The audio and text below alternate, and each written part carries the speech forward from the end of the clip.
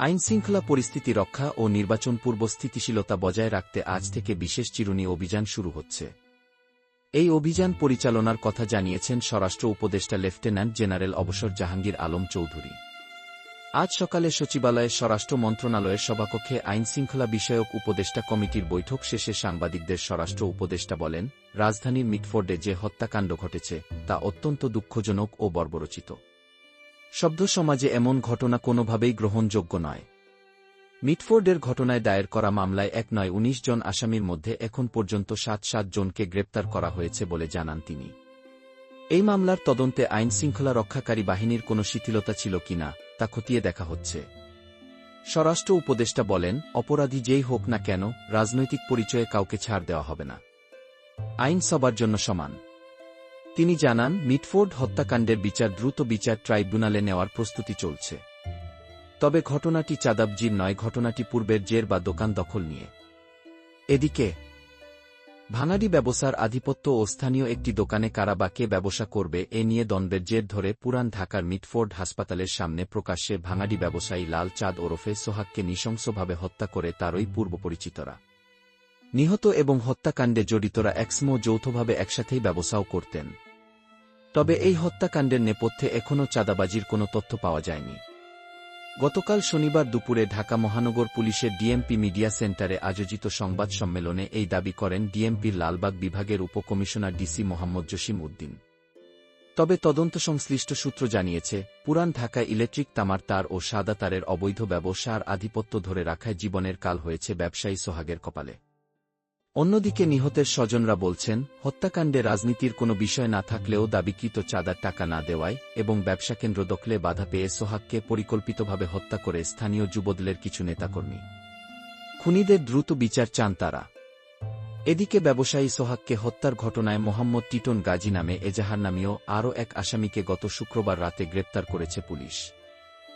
এ ঘটনায় এখন পর্যন্ত মোট 5 জনকে গ্রেপ্তার করা হয়েছে বলে জানিয়েছেন ডিএমপির মিডিয়া অ্যান্ড পাবলিক রিলেশনস বিভাগের উপকমিশনার ডিসি মোহাম্মদ তালেবুর রহমান। তাদের মধ্যে লম্বা মনির, আলমগীর এবং মাহমুদুল হাসান মহিন, তারেক রহমান রবিন ও টিটন গাজীকে পুলিশ গ্রেপ্তার করে। এছাড়া এই হত্যাকাণ্ডে জড়িত আরও 5 জনকে আইনশৃঙ্খলা বাহিনীর সদস্যরা জিজ্ঞাসাবাদের জন্য আটক করেছেন বলে সূত্র জানালেও তদন্ত সংশ্লিষ্ট কেউ তা নিশ্চিত করেননি। গ্রেপ্তারকৃতদের মধ্যে জিজ্ঞাসাবাদের জন্য গতকাল আসামি মোহাম্মদ টিটন গাজীর 5 দিনের রিমান্ড মঞ্জুর করেছেন আদালত। গতকাল ঢাকা মেট্রোপলিটন ম্যাজিস্ট্রেট হাসিব উল্লাহ গিয়াস শুনানি শেষে এই আদেশ দেন। একই ঘটনার অস্ত্র আইনে মামলায় আসামি তারেক রহমান রবিন আদালতে দোষ স্বীকার করে জবানবন্দি দিয়েছেন। গতকাল দুপুরে কারওয়ানবাজারে র্যাব মিডিয়া সেন্টারে আয়োজিত সংবাদ সম্মেলনে র্যাবের মহাপরিচালক ডিজি একেএম শহীদুর রহমান বলেন, সোহাগ হত্যার ঘটনায় গত শুক্রবার রাজধানীর কেরানীগঞ্জ এলাকা থেকে এজাহানামীয় 4 নম্বর আসামি আলমগীর ও 5 নম্বর আসামি মনির ওরফে লম্বা মনিরকে গ্রেপ্তার করা হয়। তিনি বলেন, ঘটনার মূল তদন্ত করছে ডিএমপি। র্যাব ছায়া তদন্তের মাধ্যমে ডিএমপিকে সহায়তা করছে। প্রাথমিক তদন্তে এখনও কী কারণে ঘটনাটি ঘটেছে এটা বিস্তারিত বলার মতো পর্যায়ে আমরা নেই। তদন্ত সংশ্লিষ্ট সূত্র জানায়, আগে পলাশ নামে এক ভাঙাড়ি ব্যবসায়ীর অধীনে কাজ করতেন সোহাগ। ভাঙাড়ি পণ্য এনে পলাশের কাছে বিক্রি করতেন। প্রায় 5 বছর আগে তিনি তামার তার কেনাবেচার আলাদা ব্যবসা শুরু করেন। ব্যবসায়িক বিভিন্ন বিষয়সহ আধিপত্য বিস্তার নিয়ে একটি পক্ষের হত্যাকারী সঙ্গে তার বিরোধ তৈরি হয়। এর জের ধরে তারা সোহাগের গুদাম কিছুদিন তালাবদ্ধ করে রেখেছিল। সম্প্রতি ব্যবসার অর্ধেক ভাগ দাবি করেন স্থানীয় যুবদল নেতা গ্রেপ্তার হওয়া মহিন।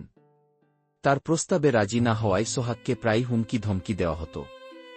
আতঙ্ক ছড়াতে হত্যার আগের দিনও তার গুদামে গুলি চালায়। গত বুধবার মীমাংসা করার কথা বলে দোকান থেকে ডেকে নিয়ে স্থানীয় সন্ত্রাসীরা মিটফোর্ড হাসপাতালের 3 নম্বর ফটকের সামনে সোহাগকে নির্মমভাবে কুপিয়ে, পিটিয়ে ও পাথর দিয়ে মাথা থেতলে হত্যা করে। তদন্ত সংশ্লিষ্ট সূত্র জানায়, নিহত সোহাগ ও হামলায় জড়িতরা 330 নম্বর ওয়ার্ড যুবদলের রাজনীতির সঙ্গে সম্পৃক্ত।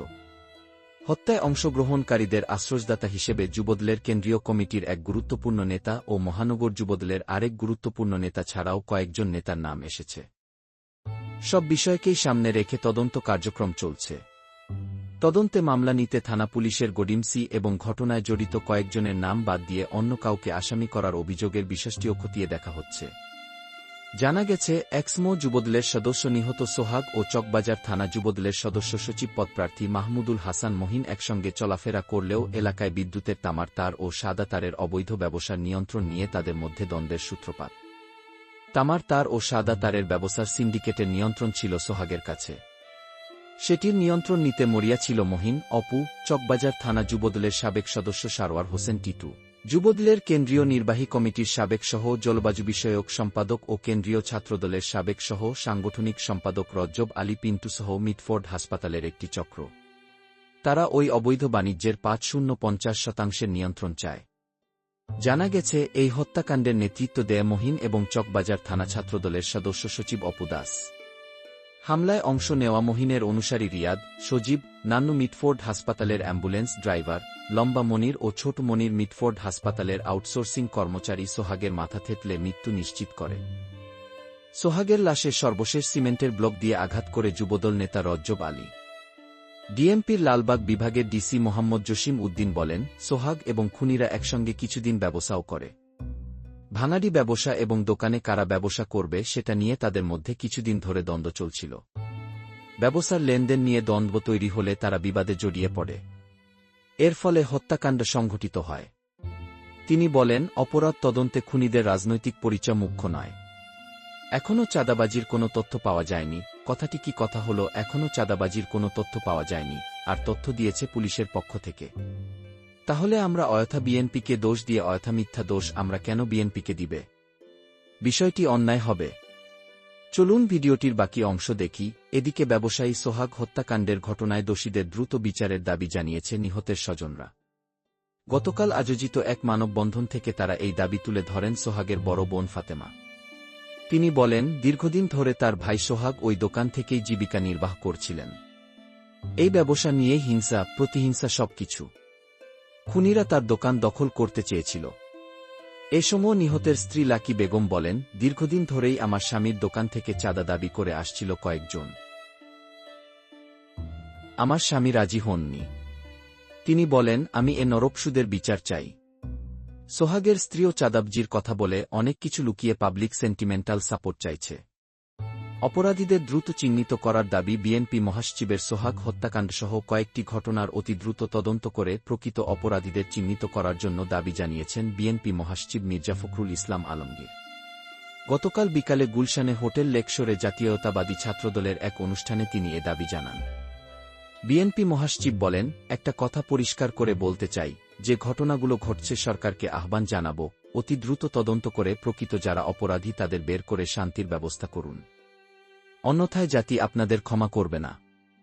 তিনি ছাত্রদলের নেতাকর্মীদের উদ্দেশ্যে বলেন, আপনারা যারা ত্যাগ স্বীকার করেছেন, আর কিছুদিন ধৈর্যের সঙ্গে অপেক্ষা করুন গণতন্ত্রের জন্য এবং সবাইকে বিরত রাখুন, কেউ যেন অন্যায় কাজ করতে না পারে।